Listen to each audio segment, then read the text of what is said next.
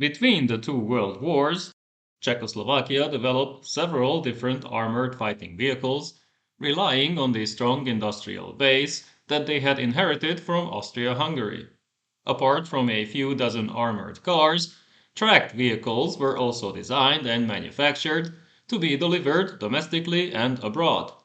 Given that Czech Armor played a major role in the first half of World War II, it makes sense to take a look at the source and the brief history of these models. Like many other countries, the newly established Czechoslovak state attempted to acquire surplus French Renault FT tanks in 1919. At first, they were unsuccessful, but then a total of 7 vehicles were obtained between 1922 and 1924. The Praga Design Bureau tried to improve the design, but both of their projects failed. This did not deter the company, so a hybrid wheel track concept was born with the help of Josef Vollmer, the original designer of German tanks in World War I, such as the LK1 and LK2. The newly created vehicle was based on the Hanomag WD-50 tractor with convertible suspension, large size, and light armor, which reached 14 millimeters. It was the Kolohusenka KH-50, but development continued until 1930, as the light tank proved to be unreliable, top-heavy, and slow, reaching only 15 kilometers per hour on tracks. The main advantage was a set of wheels, which provided a top speed of 35 kilometers per hour on road, but one prototype was badly damaged during trials and had to be scrapped, and by the time the other sample was finally ready, the concept itself had become outdated. 2 more variants were created, one with a 37mm main gun, the other with twin machine guns for export to the Soviet Union and Italy, but no more vehicles followed, as tracked designs became the new focus. The 1930s were marked by the competition between the two main manufacturers, Škoda and Českomoravská Kolbendanek ČKD. Both companies developed their own designs with varying success, but they also cooperated, reluctantly, on a single project, which ultimately failed. The first step was the purchase of 3 Carden-Loyd Tankettes, along with the production license in 1930. ČKD built another 4 copies, but army trials revealed numerous problems, so one of the P1 prototypes was modified, followed by the other 3 soon after. This gave the crew better vision, another fixed machine gun, an increased field of fire, an internal ammunition storage, and increased armor that now moved between 4 and 12 millimeters.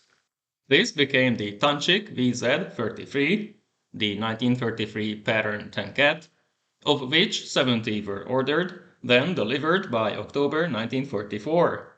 Subsequent maneuvers showed that the vehicles were still slow, unreliable, and difficult to operate, so the Tankettes were organized into 3 vehicle platoons and later used in border regions against German paramilitary groups and Polish and Hungarian units. Back in 1932, Škoda came up with its own design based on the same Carden-Loyd Tankettes to compete against the P1. This was the MU4, or Sh1, with twin machine guns, a 4-cylinder engine, and a 41 km per hour top speed. It lost against its rival and was later declined by Yugoslavia, Afghanistan, Hungary, and Sweden. Only a single prototype was ever built, but at the same time, ČKD was already working on the first light tank, which was ready in November 1932 to everyone's delight. This tank was the Praga P2, which defeated its rival, the Škoda Š2, and received its army designation LTVZ-34. Quality issues and bickering over the main armament caused significant delays, so production commenced in late 1934 and ended in January 1936, after which all 50 vehicles were delivered.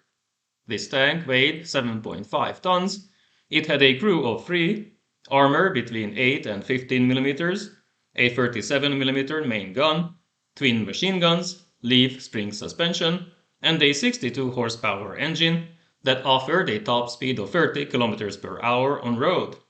It proved to be a reliable model, but it did not offer adequate protection, so the army was already looking for a replacement. The tanks were evenly spread between the three armored regiments, but after the Munich Agreement, they were to be concentrated in 3rd Armored Regiment in Slovakia. One of them was captured by Hungarians in Carpatho-Ukraine in March 1939. 27 remained in the Slovak army, while the remaining 22 were taken over by the German occupiers, who scrapped them. Back in 1934, a new army development plan established three main categories for armored fighting vehicles. Category 1 included tankettes, Category 2 eventually had both light and medium tanks, in three subcategories, 2A, 2B, and 2C, while Category 3 was for infantry assault vehicles or breakthrough tanks. Development continued along these lines by both competitors, with Škoda winning the next round with its larger and heavier S2A that eventually became the LTVZ35. This model offered a similar 37mm main gun, twin machine guns, a 120 horsepower engine, a top speed of 34 km per hour, with a crew of 4, and armor between 8 and 25mm, weighing 10.5 tons. The first order for 160 vehicles was placed in October 1935, but overall, more than 400 samples were delivered until 1940 by the two companies. The tank had a complicated pneumatic system, but reliability issues arose with the electrical system, so many vehicles had to be recalled and fixed. Romania ordered 126 samples, which were delivered by the end of 1938, only to be recalled for repairs. Afghanistan wanted 10 of them in 1940, but these were instead sold to Bulgaria in the same year. The prototype and one production vehicle was delivered to the Soviet Union, but on the way back, in March 1939, the latter was captured by the Hungarians, while the prototype had to flee to Romania, from where it returned 6 months later. Most tanks, more than 200, were eventually used by the German army against Poland by 1st Light Division, and then against France and the Soviet Union by 6th Panzer Division under the name Panzer 35T. However, from 1940 on, a lack of spare parts and obsolescence meant that these vehicles were gradually written off. In the mid-1930s, one last Tankette was developed and delivered by CKD under the name AH-4. Unlike its predecessors, it had a turret along with two machine guns, armor between 5 and 10 mm, a crew of 2, a 46 horsepower engine, and a top speed of 40 km per hour on road. This model was intended for export, and several orders arrived. Iran wanted 50, Romania signed a contract for 36, with some modifications, while Sweden asked for 48 tankettes. Deliveries were completed by late 1938, but only the Romanian R1s saw combat, mainly against the Soviet Union in 1941, before being relegated to a training role. Without question, the most successful design was the Praga TNHPS, built by CKD under the name LTVZ38. This tank had a fairly long and successful operational history, so I'll take a look at it in the next episode instead. For now, I will only mention that several countries used them during and after World War II in many different shapes and roles.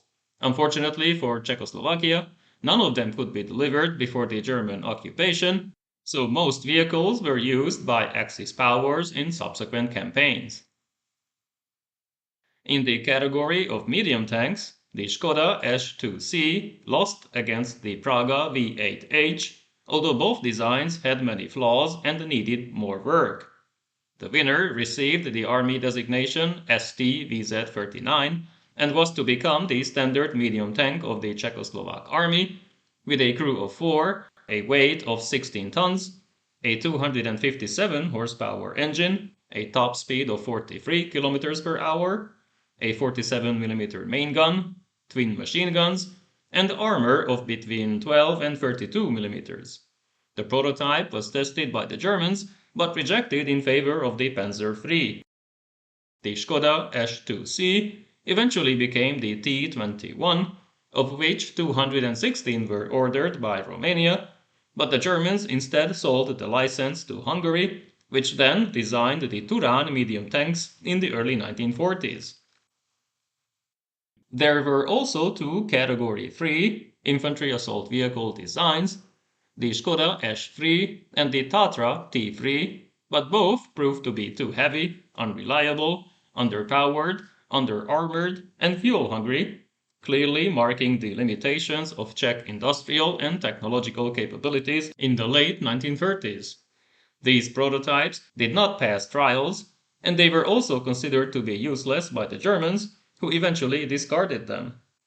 Even without them, the existing light and medium tanks proved to be very useful, especially in the early years of World War II, to the dismay of Allied powers who had to face them.